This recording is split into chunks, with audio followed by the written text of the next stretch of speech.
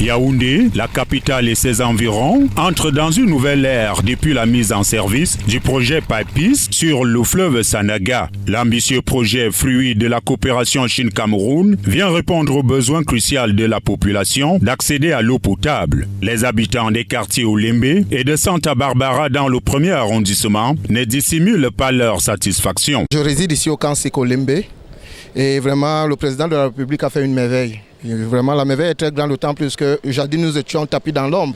Mais maintenant nous avons de l'eau à flot. L'eau coule tellement que la pression est tellement bonne que vraiment c'est juste une gratification qu'il nous a donnée et puis nous disons merci pour tous ces bienfaits. Oui, on avait de l'eau mais l'eau était séquentielle, l'eau venait par moment. Mais maintenant nous avons de l'eau à flot. Vraiment nous nous baignons maintenant, nous avons le temps d'utiliser de l'eau à bon escient et puis tout va bien. Nous sommes ici au camp camerounais précisément.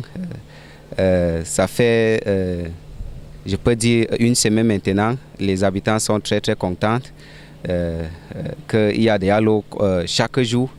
Après avoir passé un moment difficile avec la situation d'eau ici.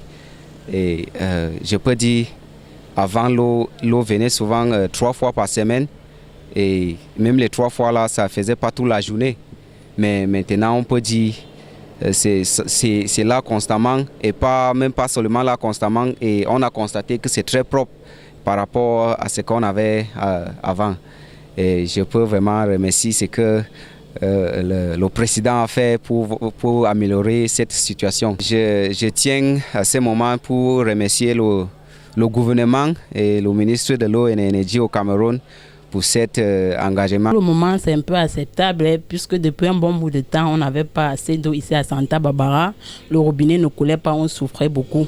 Mais depuis une semaine, tout va bien pour le moment. Pour permettre au maximum des Camerounais d'avoir accès à cette eau, Gaston Elundu Essomba, ministre de l'eau et de l'énergie, relève que le chef de l'État a instruit les ministères des Finances et celui de l'économie à trouver dans l'espace budgétaire 2024 10 milliards de francs CFA. Selon lui, les travaux devraient démarrer au mois de septembre 2024. Un espoir pour les citoyens, à l'instar des habitants du quartier Mbankolo dans le 2e arrondissement de la capitale. Précisément dans mon quartier, ici là, au niveau de Mbankolo, bien au niveau du golfe, vous pouvez l'analyser.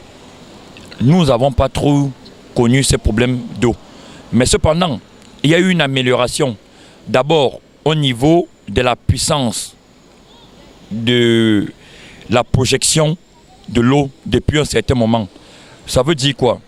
On a ressenti cela à travers des défections, des tuyaux qui ont explosé quand le projet, le PIPIS, a projeté l'eau vers Yaoundé. La première conséquence, on a eu ça au niveau des coccinelles, au coccinelle Bankolo, et les Chinois, avec tous les membres du projet, sont venus pour revoir ces infrastructures, les remettre à état. Même au niveau de la foire, là, vous allez vous rendre compte que l'eau est revenu à Yaoundé. Et je crois que dans tous les autres quartiers, c'est vraiment salutaire. Et nous disons merci à l'État. Nous sommes ici au Carrefour Golf. Ici, on a souvent des problèmes d'eau. On coupe souvent l'eau. Ça peut durer toute une journée, 2 fois 2 jours.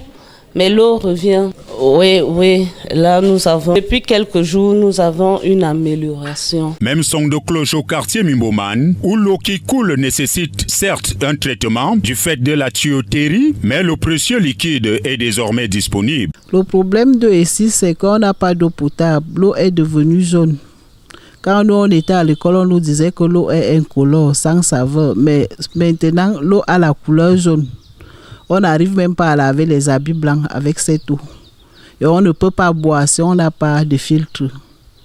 Donc voilà les problèmes qui se présentent chez nous. Une réalisation qui vient sortir les habitants de la ville aux 7 collines d'un long calvaire. Parce que l'eau c'est la vie.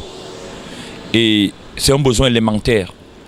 Lorsque nous avons de l'eau, nous pouvons vivre. Je remercie vraiment, je profite de votre une pour dire merci au chef de l'État. Je remercie aussi le ministre de l'eau et de l'énergie et tous les membres des projets qui ont permis vraiment que ce problème soit réglé et que cette base soit vraiment atteinte et que tous les foyers puissent retrouver ce qu'on appelle la vitalité. Le PIPIS, à en croire le ministre de l'eau et de l'énergie, a un caractère futuriste. Il va couvrir les besoins des populations jusqu'en 2040.